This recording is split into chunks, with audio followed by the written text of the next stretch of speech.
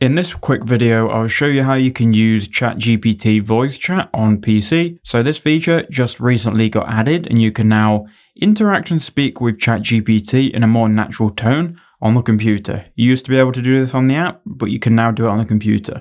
So inside of ChatGPT, once you're on a chat, you want to look for the voice mode button, which is here as of now. So click on that, it will open up ChatGPT. Now my audio may go off a little bit here, but now what you can do is you can speak to ChatGPT. Got it. Just let me know how I can help and I'm here for you.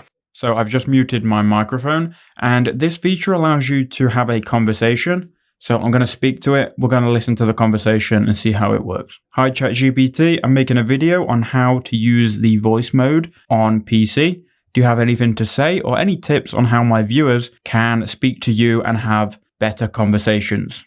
Hey there. That sounds like a fun video to make. Here are some tips for your viewers. 1. Be clear and concise. When talking to me, it's best to speak clearly and at a moderate pace. This helps me understand you better. Okay, ChatGPT, that's enough. We're killing retention. Got it. Keeping it short and sweet. Anything else you'd like to add?